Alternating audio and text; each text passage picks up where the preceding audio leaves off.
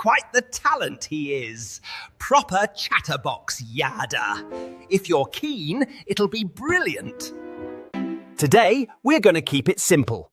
I'll bark out a basic command and you watch. Keen to know?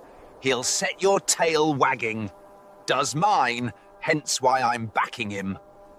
Right then, Wookie here. Do take a seat, won't you? Give us your full attention while we listen to my pal, Yada.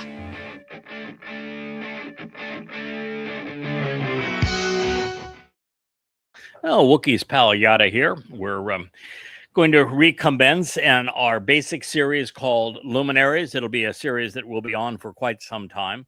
I think we're about 100 and some pages into what is currently 400 pages in the current version of Coming Home 4, although I've written another, at least 800, 900 pages beyond that. That'll all be brought into what I would assume when we're done will be Coming Home 4 and 5. So it's really been a great voyage of discovery. We have begun this process because of what we learned when Leia brought the final mashal, the word picture, to our attention. And there was this marvelous exchange between Dode and the woman who he called his mother. And it was written by his mother's husband. And of course, this had nothing to do with Dode's birth mother or father, because his birth mother he called a whore and hated and hardly knew. And his father abandoned him and really wasn't much of a man.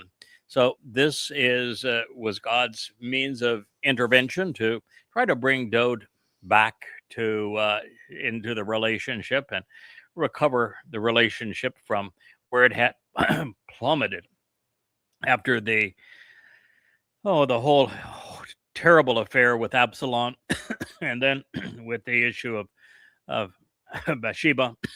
It was really just a combination of very, very bad occurrences.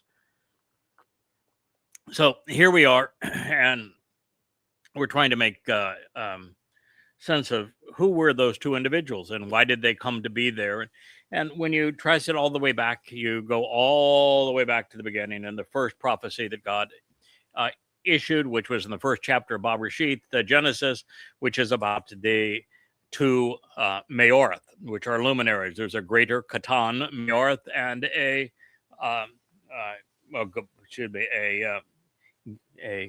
Gadol, or a greater, older Menoreth, Menor, in the singular, and there's a Katan, younger and less significant Maor, with them also symbolically serving as the sun and the moon.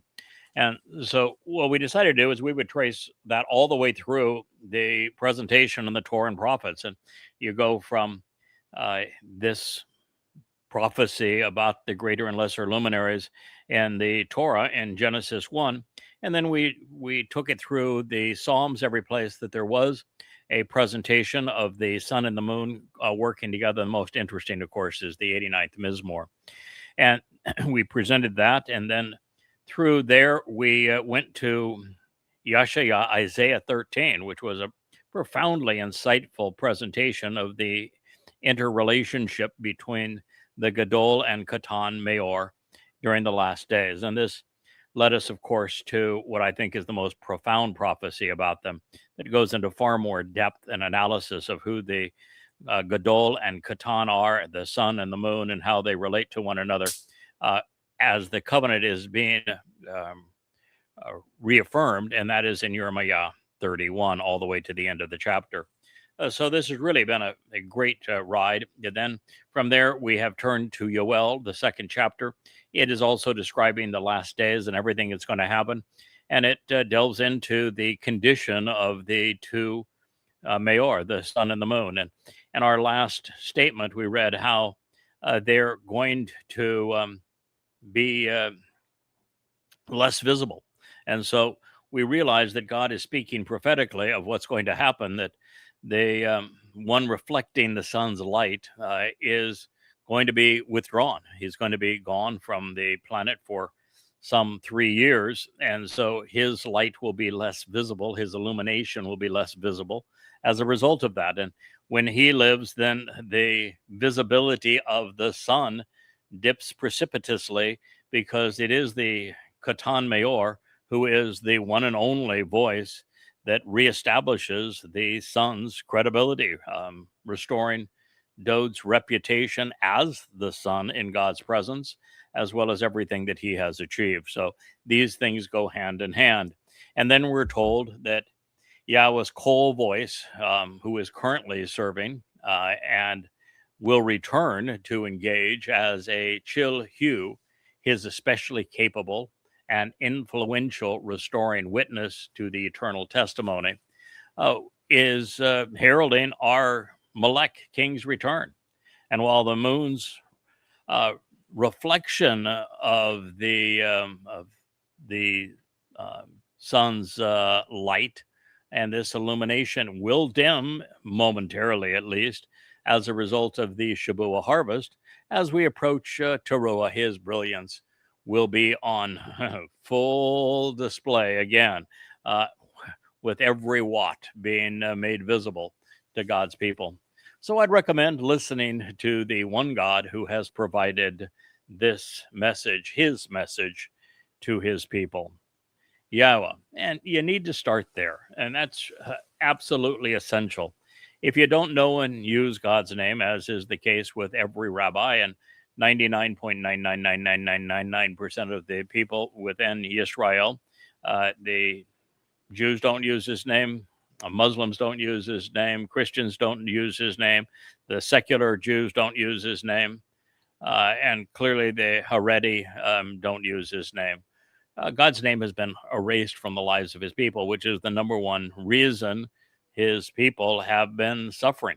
If you can't bring yourself to acknowledge that God has a name, that he wrote it some 7,000 times in his Torah and prophets, and you're not willing to accept it and acknowledge it and share it boldly, then you don't know him and he doesn't know you, and you're in a whole world of hurt, because you're only a couple of weeks away from ending the time of Israel's troubles.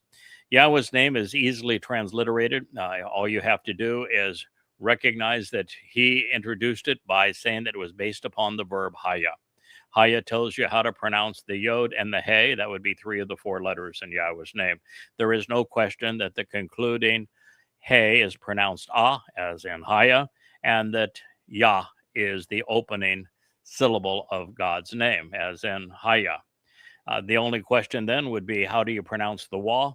Well, just look at the name of the book in which Yahweh's name was introduced to you. Everybody knows it's Torah. It's just that too few people know that the O in Torah comes from the Hebrew wa. Why? Because you wrote that out of your book too.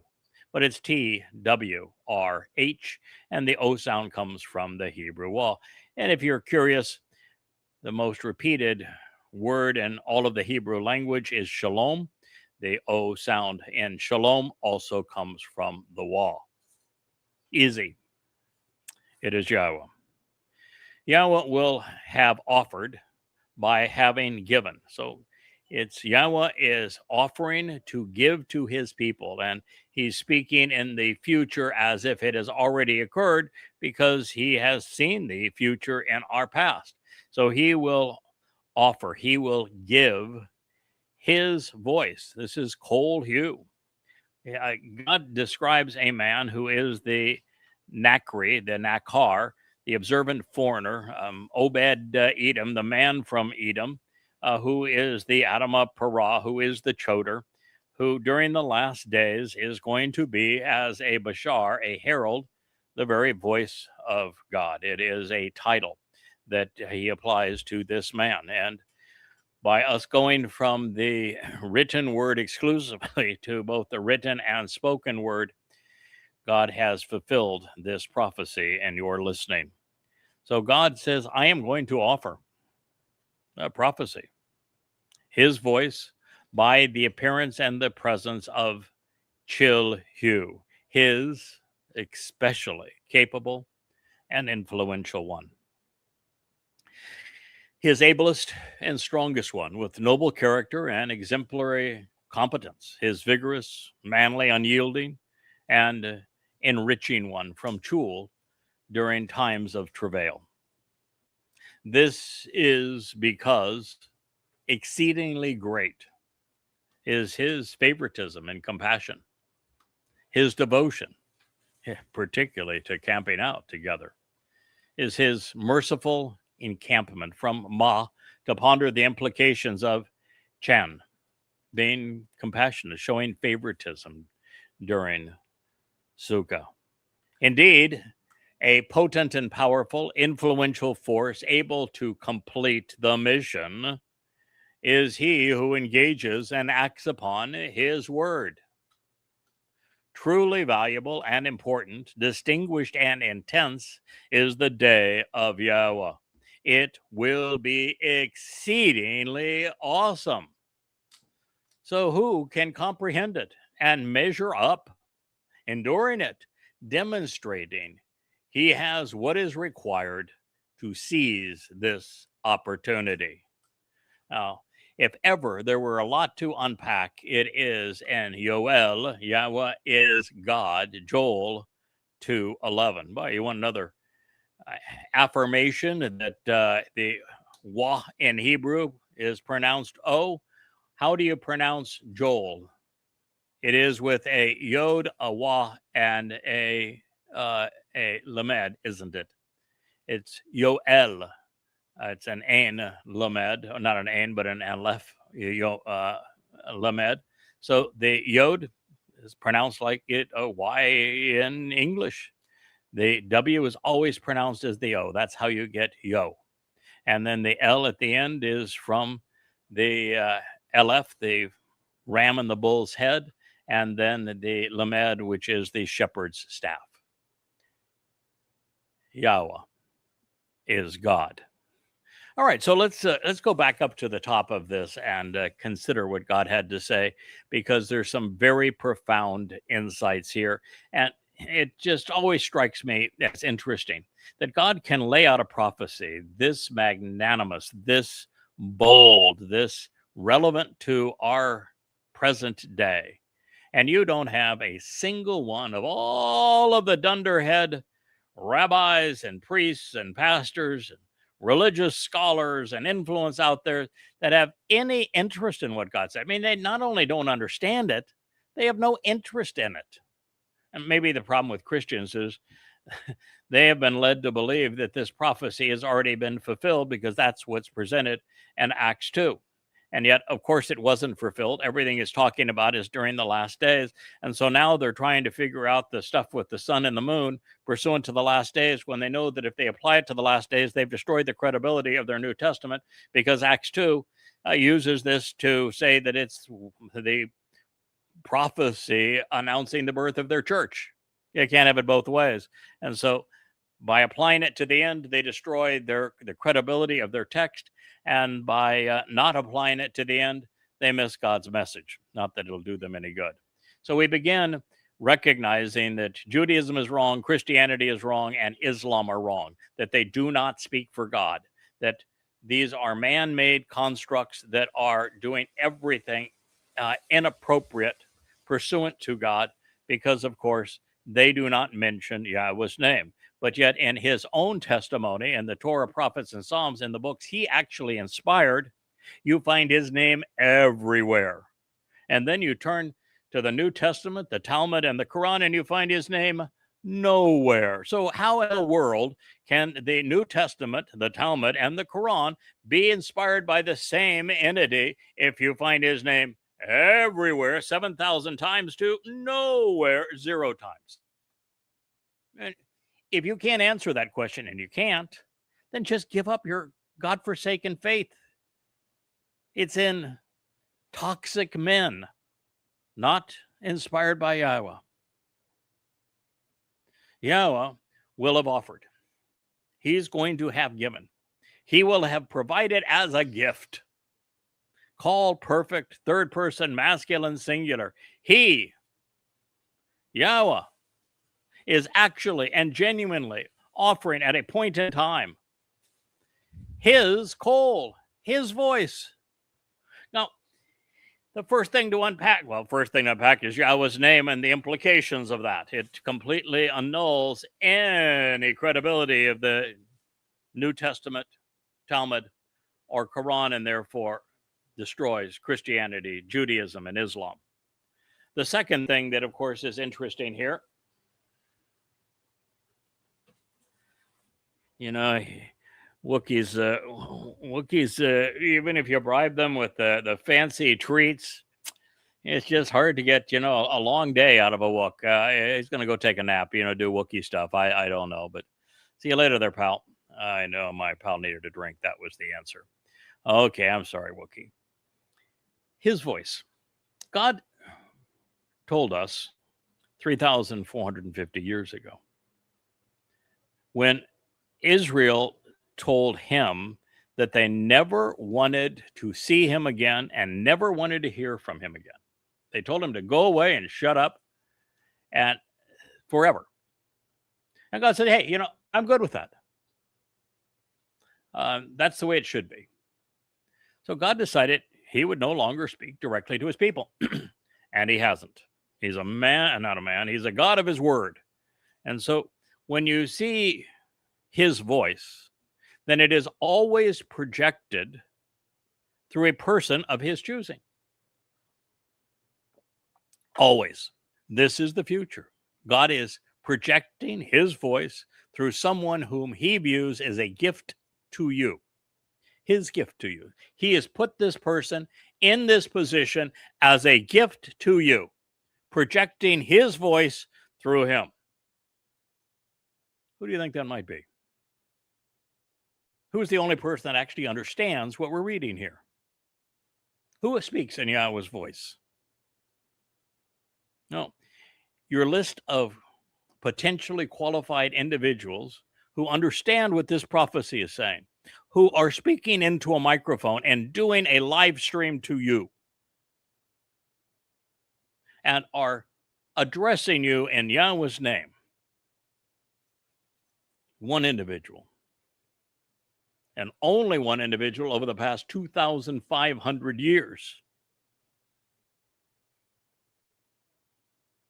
This prophecy is being fulfilled in your listening through the appearance and the presence of Chul Hu, his especially capable and influential one. Now, you might say that by claiming this, I'm being braggadocious. It's God making the statement. I'm the only person that qualifies to the first. I know it. You should know it. If you don't, shame on you. Now, if God wants to say that the one through whom he is offering as a gift, projecting his voice in his name to you, is his especially capable and influential one, who are you to say he's not? Why would you argue with God when he makes a statement, and this is God speaking through Yoel, and he's saying, this is my ablest and strongest one. This is my guy with a noble character, and he is exemplary in his competence. He's vigorous, he's manly, he's unyielding, he's enriching, even during times of travail. Now, what would make this man exemplary? Well, one would be that he has been here 6 times previously, and he has been in the thick of the battle, and each time that he has been presented by God, offered in a period of time, he's gotten the job done. You may not have listened to the program earlier today on the blog as we covered the unification of Chinook and Noach and who they actually represent and why they were sent as they were. But I'm here to tell you that God views this soul that he has brought to bear for Israel in the 25 years prior to the 7-year time of trouble, and that he's going to deploy once again as a bull in conjunction and harmony with Elia, on behalf of the mortal remnant of Israel, God says, of all the people that he has worked with over the last 6,000 years, this fellow, he's especially capable. He's the ablest. He's the strongest of them. He has exemplary competence. He's vigorous, manly, and he's unyielding. I wrote today in a post, which some religious institution was showing Elia running allegedly from Jezebel. And my comment was that I understand that Moshe ran away from the children of Israel and did a face plant a score of times. I understand that Daud ran away from his son, Absalom, and that eventually he even ran away from God, but he ran away from Shaul scores of times. I understand that Elia even ran away from the king and queen, and like the others said, God, why don't you just kill me? All three.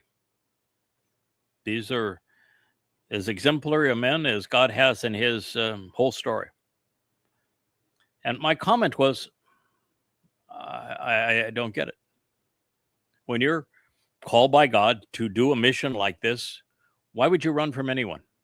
Listen, God asked me to write what became Prophet of Doom and is now the 5 volumes of Goddamn Religion. No one who has ever done that sort of thing in their own name, no one's ever done that sort of thing, and no one has ever exposed and condemned Islam in their own name to survive it. Can't be done. It's impossible. Muslims are that ruthless, but I did. And you know how many times I've ducked, run, avoided a public appearance or a radio show or a newscast of some type in all of those years that I was promoting Prophet of Doom? I did 10,000 broadcast appearances on behalf of Prophet of Doom, and then later now Goddamn Religion in my own name. I have thousands of death threats to show for it. Never once did I duck. Never once have I run. 25 years later, here I am sitting here, right in the beautiful outdoors. Do I care? No. I have an island that is filled with Muslims. Do I care? No. So, my view was the first thing I'm going to teach the boys, don't ever run. When you're working for Yahweh, no one is a threat to you. Don't run. Be manly. Be unyielding. But the fact is, I'm the only person speaking in Yahweh's name as his voice foretold in this and 1,000 other prophecies. I know it. He knows it. You should know it too. And from God's point of view, through our work together in the past and the fact that we have devoted, well, just in this life, 100,000 hours, every waking moment for now a quarter century, 25,000 pages of translations and insights, most of the insights unheralded previously, profound, and now 1,000 hours of live stream vlogs. I'd say we've made some considerable progress. This is because exceedingly great is his favoritism, compassion, his devotion, even to camping out. Now, in this case, the operative term is Chen. Chen. Do you know what Yahweh said of Noach?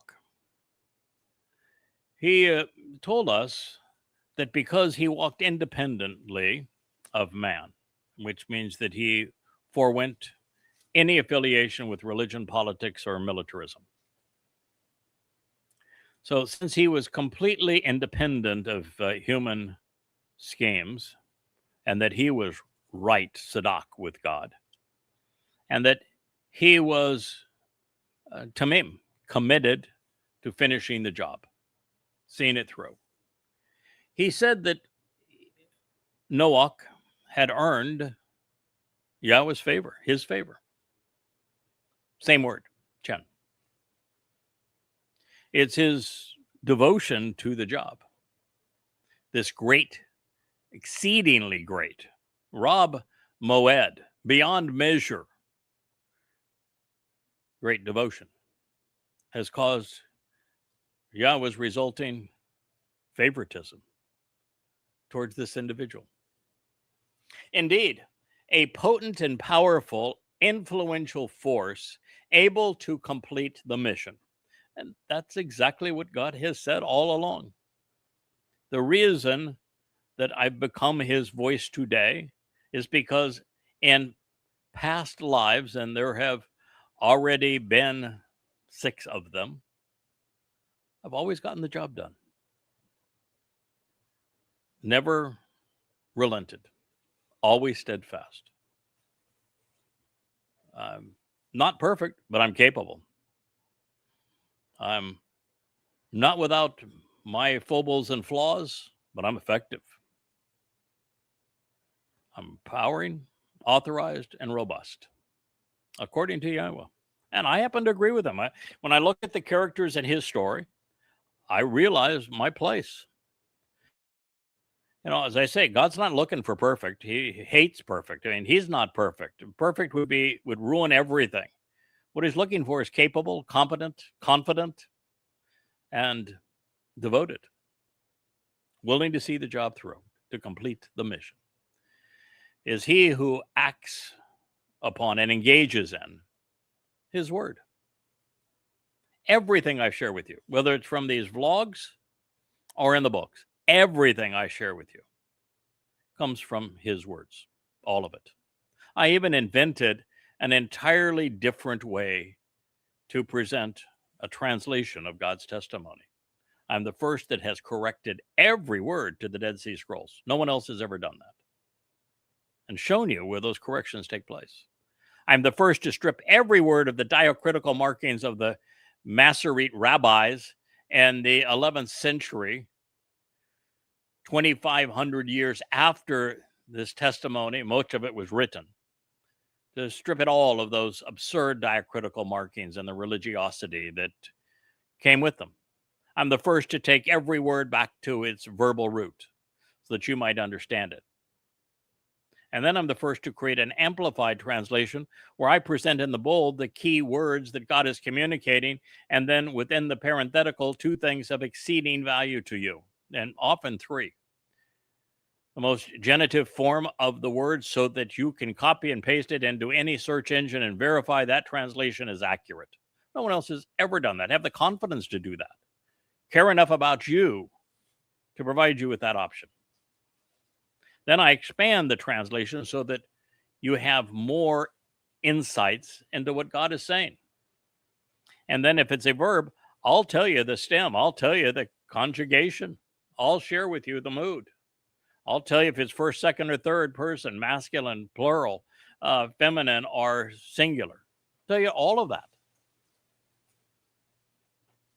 so that you can make an intelligent decision.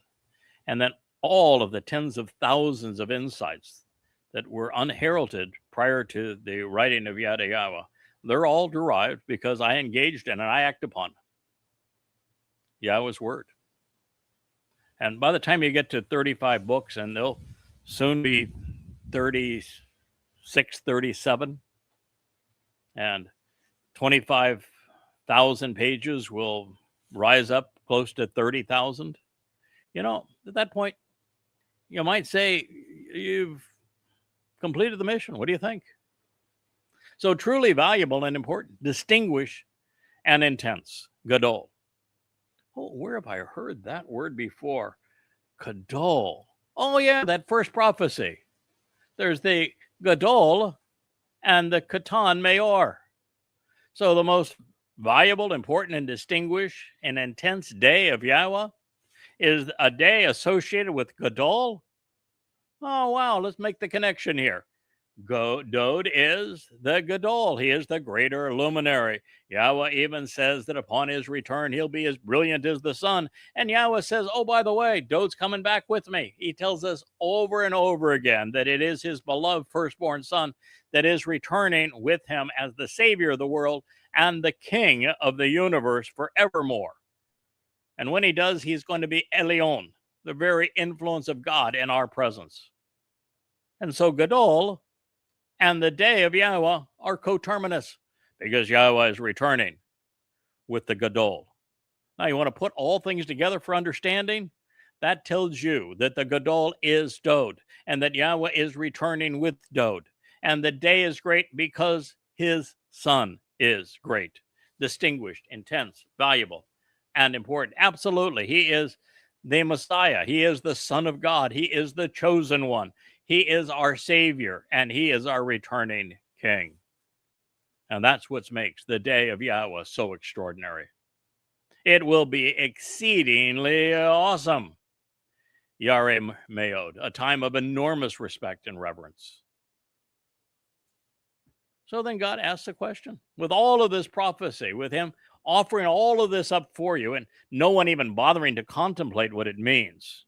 Not one single person trying to figure out who the Gadol is, who the voice is, why the voice is so esteemed by Yahweh, how he came to earn Yahweh's favoritism and respect.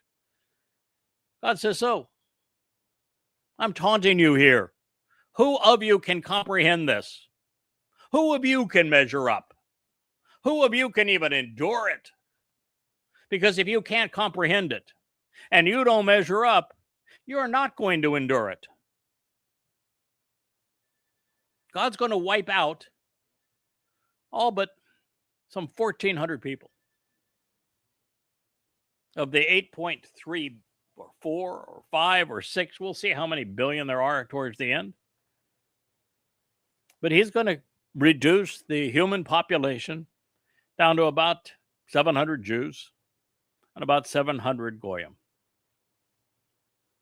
that are going to be perfected. They're going to be purged of their guilt by the sacrifice of the Adamah Parah in Jerusalem on the Temple Mount on Teruah in year 6000 Yah 2033, the 24th of September of that year. Now, I can tell you who comprehends it. And I can tell you who's going to measure up to the challenge. And I can tell you who's going to endure it. Can you? Demonstrating that he has what's required to seize this opportunity. Well, there's one person in particular that's got what's required to seize this opportunity. He's the man from Edom. He is the final Zeroah. He is the Choder. He is the Adamah Parah that's going to lay it all on the line for God's people. He is absolutely what is required to seize this opportunity. And he's not doing it for himself. He's earned his position with God, well, 6,000 years ago. 5,000 to be exact, or more exact. He found favor with God, and God took him.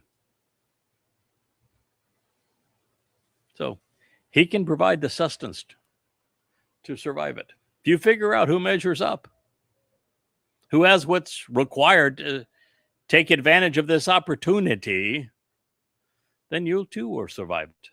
But you better be really careful that you understand who he's talking about. And the fact that there's only one person who meets any of this criterion.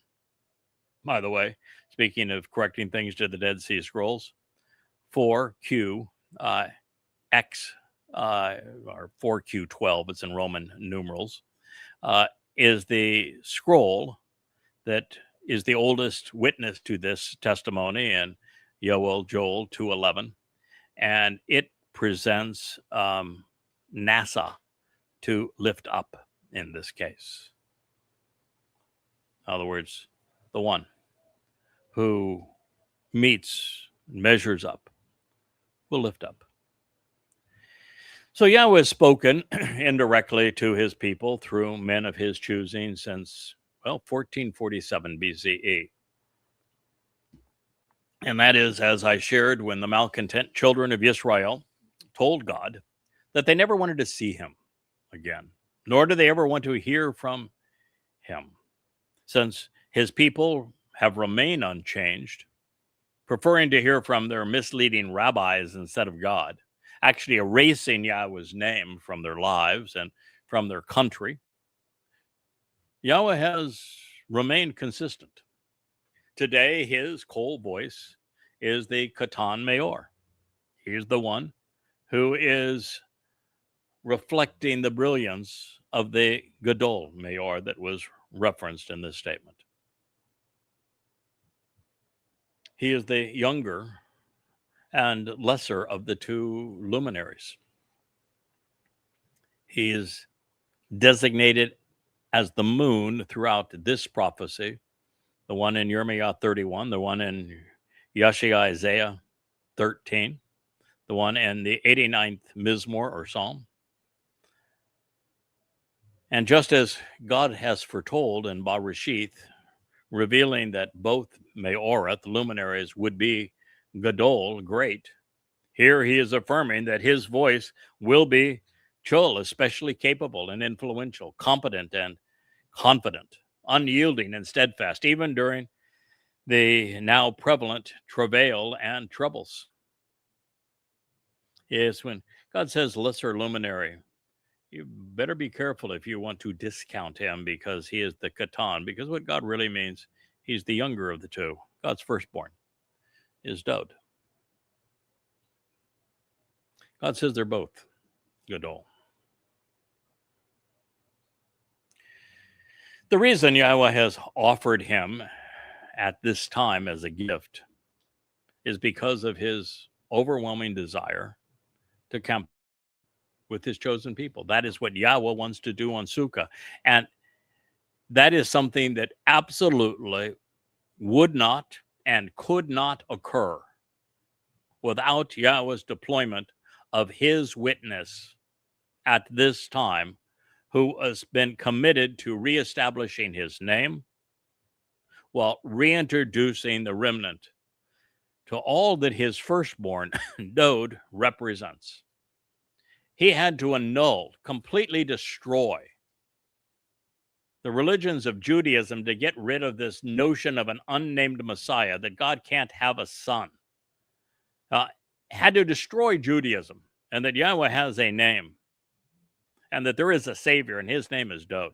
And he had to destroy Christianity, which he's done now in the books of Babel, writing 3 volumes, and Twistianity 5 volumes, while protecting his people from Islam and the 5 volumes of goddamn religion. He had to do all of those things and then write volume after volume after volume, proving emphatically that Dod is the firstborn son of God, that he is the Gadol Mayor, the greater of the luminaries, that he is the Messiah, that he is the Son of God, that he is the chosen one, that he is the returning king, and that he is our Savior because he fulfilled Pesach, Matzah, and Bakodim. It's the single greatest discovery in human history. And from God's perspective, this mission is nearly as important as when Dod fulfilled Chag Matzah 2,000 years ago, because without the voice today, no one knows it. I'm the first person in 2,000 years to deduce it, prove it, and share it. And on this occasion, the voice of God would engage by correctly rendering Yahweh's prior testimony, his words, predicting or predicating his entire witness on the very debar of Elohim, going to where God's words lead while doing as Yahweh asks. That's the story of Noah, is it not? Same story, same purpose, different time. Such has been my life for the past quarter of a century, with now just 7 years remaining to explore the Torah, Wa Nabiim, in advance of this day. Well, there are two to choose from. The evidence remains stacked on the side of Teruah, representing the most intense, valuable, and distinguishing day of Yahweh. It will be so awe-inspiring. I have dubbed it the greatest show on earth. Yahweh will have ended the war. He will have eliminated the belligerents. He will have removed the religious and political trash. And then he will have transformed the earth back into the conditions of Eden. And that's outside of Jerusalem, because he will also have scoured the planet for those with the proper attitude and aptitudes to learn and grow during the 1,000 years of Sukkah. And he's going to bring all of them into his city on the evening of Teruah. Then to prepare the remnant to witness the homecoming, this family reunion and the wedding of Dod to Yisrael, and then enter the garden, God's going to orchestrate the purging sacrifice of the Katan Mayor as the Adamah Parah, this bloody red man and productive bull, releasing the cleansing waters while igniting the searing flames atop and beneath the Temple Mount. Those who are able to comprehend this will measure up to God's expectations, at least on this day. They will endure because they will demonstrate that they have what is needed to capitalize upon this once in 2 million or 2 millennia opportunity. This is an opportunity that only comes along once every couple of thousand years. You may want to take advantage. Therefore, and even now, especially at this time, right at this very moment, prophetically declares Yahweh, you should choose to return and be restored. Shub. Of your own free will, come back and become fully recovered. Hall, stem that speaks of genuinely and actually returning. Imperative, choosing of your own volition to be restored. Second person, plural. All of you who are listening to this, continually and eternally to me, God says. You should choose to return and be restored continually and eternally to me, enduring forever with me, based upon my restoring witness and eternal testimony. Ad ani. How? By using your best judgment, by making an intelligent decision, by being disciplined and abstaining from consuming what others are eating, and by shedding tears of joy and sorrow, weeping while contemplating the reasons for mourning over what was lost and what was gained. Yoel, Yahweh's God, Joel 2:12. Ladies and gentlemen, boys and girls, it's now or never. This is the last call. At least before the time of Israel's troubles. And by the time of Israel's troubles, most of you who are in a position to listen to this will be dead. Literally, for you. This is the last call. It's curtains after this. Return to Yahweh no later. For those who want to play Iranian roulette and see if you can survive the next 7 years, well, your last possible opportunity, if you're one of the very few who survive, will be Teruah and your 6,000 Yah. I'd recommend checking out before then. Get in bed with Yahweh while the getting is good. That'll occur on September 24th, 2033. That will be absolutely, positively the last day. But even then, you'll be brought into Jerusalem, not because of your choices on that day, but because God views that you're salvageable. The last day to actually be viewed as acceptable to him will be that previous evening on September 23rd, a Friday evening. Of course, a Shabbat, because God does his best work always on a Shabbat, making rabbis look stupid, because the fulfillment of Shabuah, Teruah, and Kippurim, where God does his best work, all take place on a Shabbat. And it was Dod who carried our guilt into Sheol, deposited there never to be seen again on a Shabbat. So either measure up or you'll be among those exterminated and banished. Restoration is being provided by the Katan Mayor as his most enduring and endearing act, all on behalf of the Gadol Mayor, because without the sacrifice of the Katan Mayor, the remnant doesn't exist for the homecoming. Dod's not coming home as king to nobody. He's not going to have a family reunion with no one there.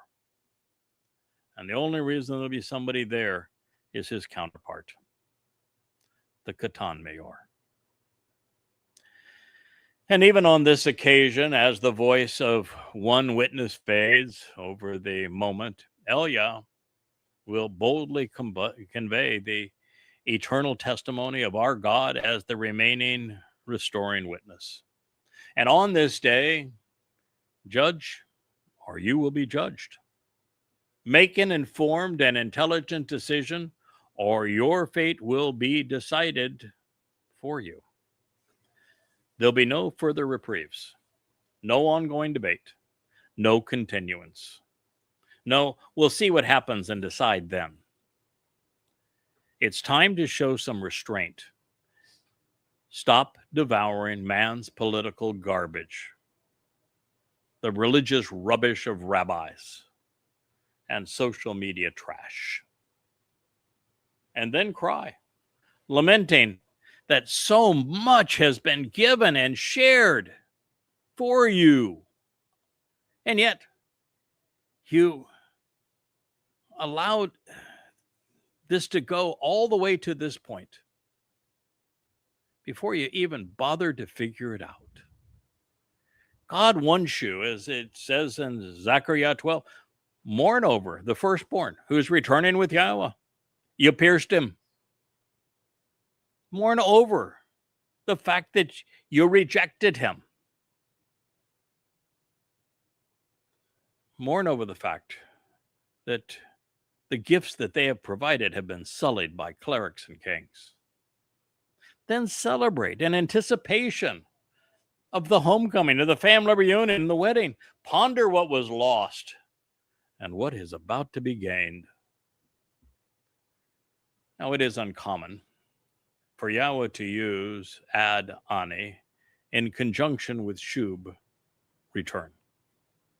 And while Ani reveals that God is addressing us in first person, Ad speaks of eternity and testimony, as well as witness and of renewal.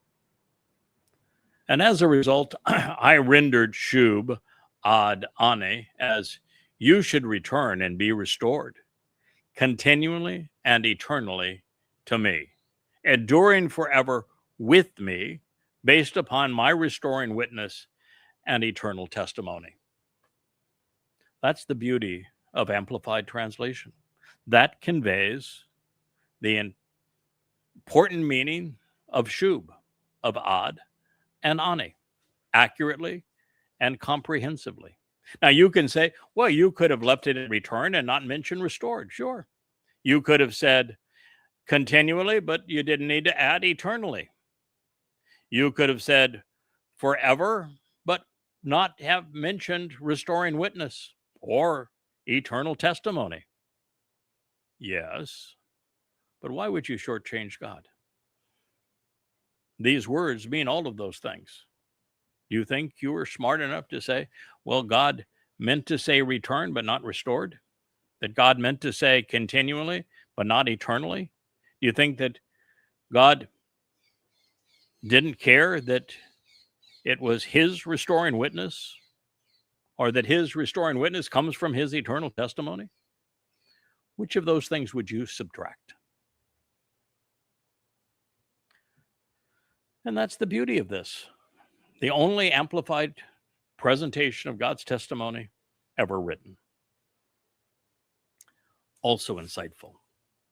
Labab, which is typically rendered as heart, describes the exercise of good judgment and of exercising our conscience to influence our attitude and our inclinations. As we are well aware, it is Yisrael who is lost and Yehudim who have gone astray. And they must change their mindset relative to Yahweh to return and be restored to fellowship. It is stated over and over again throughout the prophets, throughout the Torah, throughout the Mizmor. If Jews don't return to Yahweh, he will not return to them. He was with you. He chose you. You rejected him. In a relationship, the onus is on you. You need to return if you wish to be restored to fellowship. And if you don't, you won't. Your choice. Yehudim have become Jews, erasing Yahweh's name from their own. For better part of 3,000 years. You literally erased God's presence from you. Stupid. God doesn't do stupid. So if you want him to return to you and restore you to fellowship, you got to stop being stupid. It will be by using your best judgment regarding his restoring testimony, which you'll find presented more accurately and completely, along with insights that can be derived from it in Yada Yahweh and the books that are presented at yadayah.com, all 35 of which are completely free. Go there. Yadayah.com. It's all the greatest library ever written pursuant to Yahweh. It's the home of Yahweh's name. That is the only way you're going to prevail. God's people, because of Yada Yahweh, because of the Yahweh blog, because of yadayah.com, because God gave the Choder, the Nakar, and his Kol voice, they're going to find him in his words. And it will be their decision on how they choose to respond. So while the voice can relate the message of God, sharing it with Yehudim, even though they think that they're Jews, all he can do is encourage them. He cannot decide for them, and he will not beg them.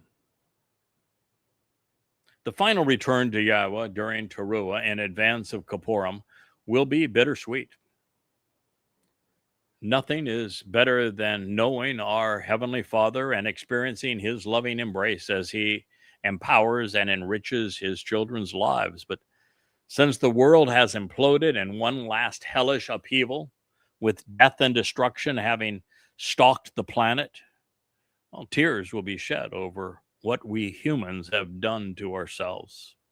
In addition, since most Yehudim will remain estranged, there will be a sense of sadness, especially since these late harvested souls could have all chosen to respond to Yahweh earlier.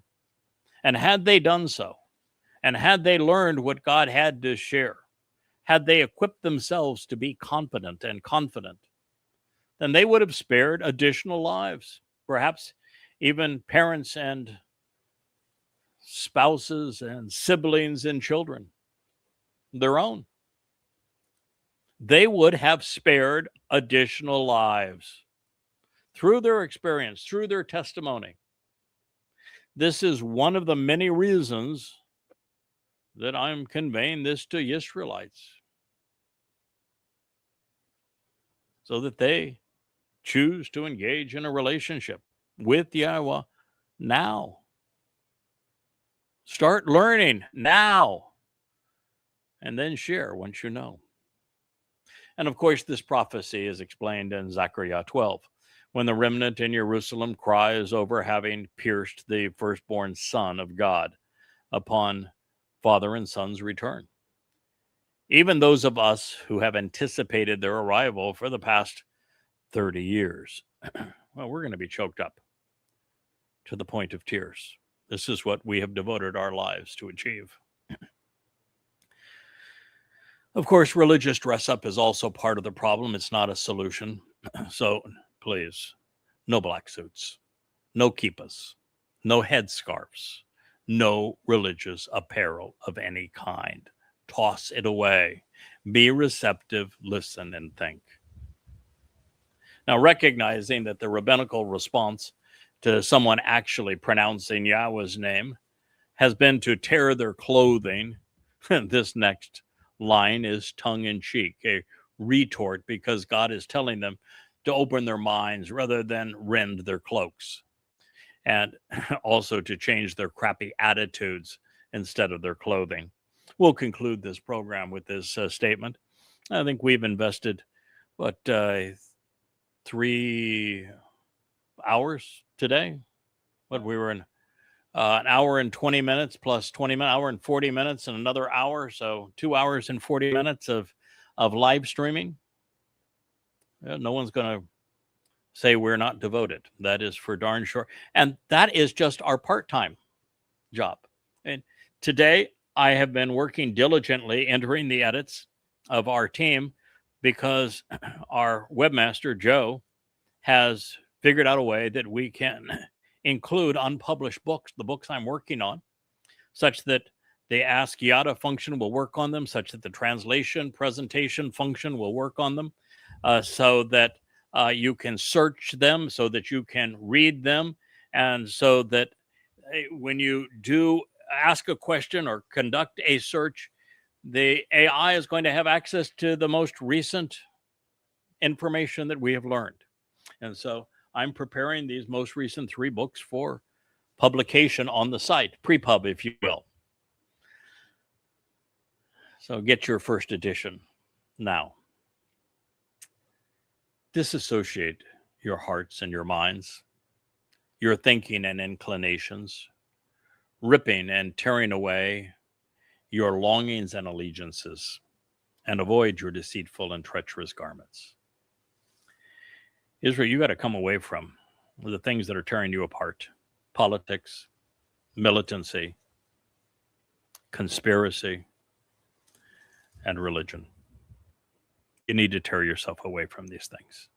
You need to disengage from the rabbis and from Judaism and from all forms of politics, whether it's Marxism or the extreme right-wing religio-political views of your maniacal leader. Netanyahu has all but destroyed Israel's reputation around the world and made the country stunningly vulnerable. He's done everything wrong in the last decade. Everything wrong. If you can't pull yourself away from your disastrous politicians, your conniving and money-grubbing rabbis, and your ill-conceived traditions, your longings and your allegiances, then you can't return to God. God's not going to accept anybody that remains religious or political. You must start there. Tear yourself away from your prior allegiances, and then avoid all deceitful and treacherous garments. No box boy on the head, no box on the hand. There's no even hint of such a thing in the Torah. Stop wearing the ugly looking tizzit down your side and come to understand that it's a flax flower that's supposed to be hidden inside of your garment that reminds you when you wear it of the timing of Pesach Matzah and Bakorim, of Chag Matzah, which you don't even honor anymore or respect. Stop the religious garment. Get rid of the God-forsaken kippah. It's a sun disk hat that was popular among the Greeks. Stop it. Stop parading around under a six-pointed star. That star has nothing to do with David, and David's not even his name. That was the symbol that you were tortured under, that you were exterminated under, that you were subjugated and persecuted under. Are you Stockholm children that you're going to wear the symbol of Gentile rage against you? You need to stop it, Israel. Return, Shub, to Yahweh, your God. Shub for Shub, or no Shub for you. For indeed, he is compassionate and he is merciful, showing favoritism, long-suffering and patient, slow to anger, abounding, and steadfast and loyal love. But boy, have you pushed him to the very brink. He will provide reassurance and encouragement during this malevolent and miserable ordeal that you have brought upon yourselves. Yahweh's God, Joel 2:13. And with that, I think we'll call it a day. It's been a very productive day, both in the Yahweh vlogs with a vlog on the blog, episode 1 and 2 today, and a comprehensive and really passionate, powerful presentation on the luminaries for basics. Please go to yadayah.com after this program. Make comments on all 3 of the vlogs that we have posted today. Make comments and share in the chat rooms of yadayah.com. Contribute to the blog that keeps you up to date on the news and the criticism of all of the malcontents in this world. Use the tools, the translation tools, the glossaries, the Dead Sea Scroll presentation. There's so much there. The search function, all the books being available to you. And then there's so many upbeat, wonderful moments in the invites and also the music. Enjoy it. Benefit from it. Contribute to it. This is the home for Yahweh's name. If you're a covenant, it is your home. Make it so. I thank you for listening. I look forward to being with you tomorrow morning, 11 o'clock, right on time as we present the vlog on the vlog. And I am Yada, signing off for today. Hey there, thanks for tuning in. That was Fetch. Gotta run now. Catch Yao on our next podcast.